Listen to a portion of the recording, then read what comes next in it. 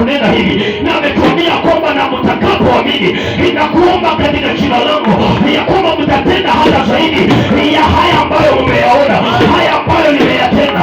Nikiwa mahali hapa nitasimama kwa ujasiri, nikakunyoshia mkono katika jina la Yesu Kristo.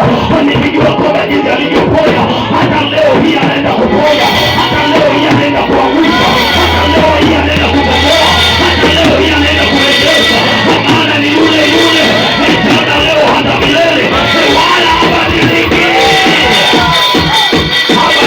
Habadiliki. Matendo ya Mitume 16:16. Huyo ni roho mwingine. Matendo ya Mitume 16:16. Ikawa tulipokuwa tukienda mahali pale pa kusali, kijakazi mmoja aliyekuwa na pepo wa uaguzi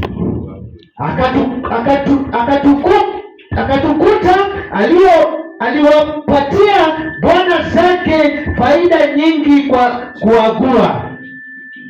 Akamfuata Paulo na sisi akipiga kelele akisema, watu hawa ni watumishi wa Mungu aliye juu, wenye kuwahubiria njia ya wokovu.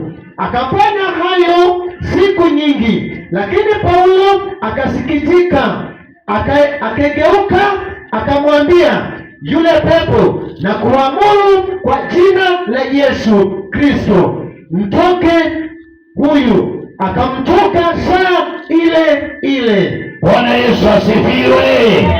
Tuwe ni katika jina la Yesu Kristo. Tunaambia kwamba Paulo ya kwamba wakati walipokuwa wakitembea wakienda mahali pa ibada, ya kwamba kukawa na dada moja aliyekuwa na roho wa utambuzi ama uaguzi, ya kwamba alikuwa na roho wa profesi. Alikuwa anatazama na anasema, wewe ni mtu wa aina gani? Hawa ni watu ambao tumeweka katika maeneo ya kwamba kuna wale wanaotembea kule nje wamevishwa yale mavazi ya kondoo, lakini kule ndani ni mbwa mwitu. Wameweza kujenga mahema, wanakaa mahali pale, wanasema ya kwamba wako hapo kwa ajili ya kusaidia watu wa Mungu, ya kwamba kuwaonea maisha yao na kuweza kuwaombea, lakini lengo lao ni biashara. Ya kwamba tunaambiwa mtu huyo alikuwa anafanya kitendo hiki kwa muda mrefu na alikuwa anatajirisha mabwana zake. Ikafika wakati ya kwamba watumishi wa Mungu walipopita mahali pale, ya kwamba yule roho ndio aliona, lakini kile jicho ambacho hakukiona ni kwamba huyo aliyekuwa akinena sasa alikuwa ni mkuu zaidi ya yule aliyekuwa anatumika pamoja na yeye. Tunaambiwa kwamba kuna wachawi na waganga ambao watu wametembelea, wamepindua nyota za watu, wameiba maisha ya watu, wamepindua destiny za watu, wamefunga watu magerezani, wameiba ndoa za watu. Hao watambuzi, hao wanaojiita waombezi, hao wanaojiita waganga, leo chungu chao kiko motoni. Hapa Calvary fire itainuka, hapa Calvary fire itainuka. Wachawi na waganga wanaotumia Biblia, wanaosimama kwenye madhabahu kupotosha watu wa Mungu, kutuma majini na laana, kuiba mali za watu, kuiba kazi za watu, kuiba ndoa za watu, kuiba afya ya watu, kwamba chungu chao kiko motoni. Maana wamefikiwa leo, wamefikiwa leo. Tunaambiwa ya kwamba watumishi wa Mungu walipofika mahali pale, huyo mama kama kawaida akadhani ya kwamba hapa tena nimepata wateja. Akaanza kuleta, kwa sababu alijua wazi ya kwamba hao ni watumishi wa Mungu. Akadhani ya kwamba atacheza na akili zao, akaanza kuambia watu ya kwamba hawa ni watumishi wa Mungu, ya kwamba wananena ujumbe wa Mungu, wakidhani ya kwamba anaweza kuvuta makasira.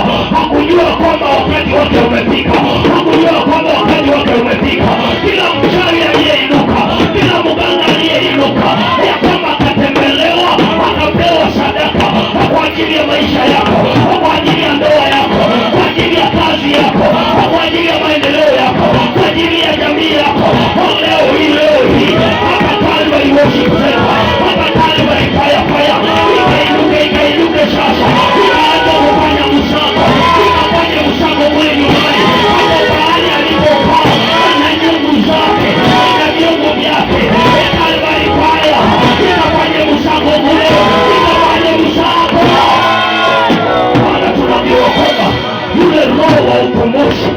aliyekuwa katika dada yule alikuwa anawapatia wabwana zake fedha.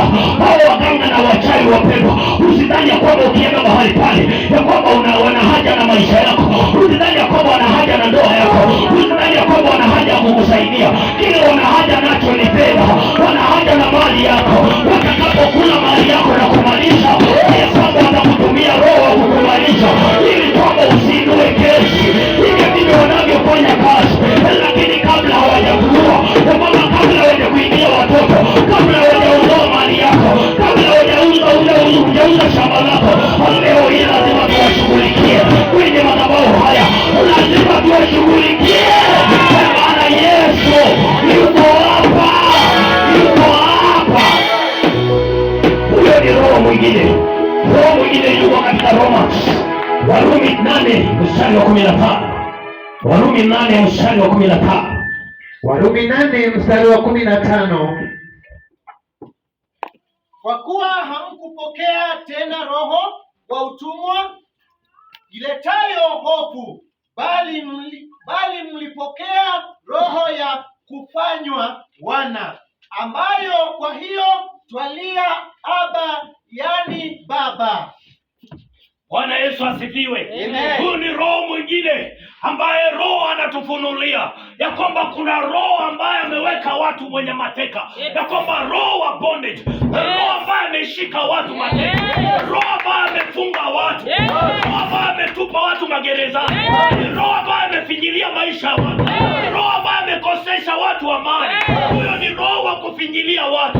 Tunaambiwa kwamba huyo sio roho wa Mungu, ya kwamba hatukupewa huyo roho. Roho tuliyepewa ni roho wa uhuru, roho wa kuitwa watoto. Ndiye roho tuliyepewa. Bwana Yesu asifiwe. Kila roho ambaye aliinuka kinyume na kazi yako, akainuka kinyume na maisha yako, akainuka kinyume na maendeleo yako, wengine wakafanya ujanja kukuweka gerezani ili kwamba usinawiri, ili kwamba usiendelee, tunawatangazia leo kama vile Mungu alivyowatoa Waisraeli Misri, hata nawe kwenye gereza, kwenye gereza.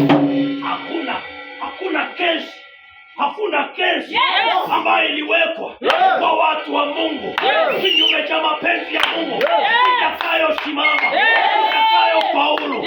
Maana kila roho wa kufunga watu wa Mungu ametangaziwa leo ya kwamba Mungu anayeweka watu huru, anayefungua watu, anayetetea watu, kwamba yuko hapa leo kwa ajili yako, yuko hapa kwa ajili ya ndugu yako, yuko hapa kwa ajili ya dada yako, yuko hapa kwa ajili ya mama yako, wote waliowekwa magerezani na kuweza kufungiwa, kwamba huyo roho chungu chake kiko motoni, chungu chake kiko motoni.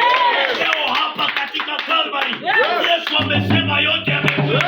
Haijalishi walilipa nauli ngapi, haijalishi walitoa fedha ngapi, haijalishi waliuza nini, haijalishi walitoa kafara nini, ili kwamba ukawekwe ndani, na kwamba kuna damu inayomema, damu ya Yesu Kristo inayofungua watu, inayowaweka huru.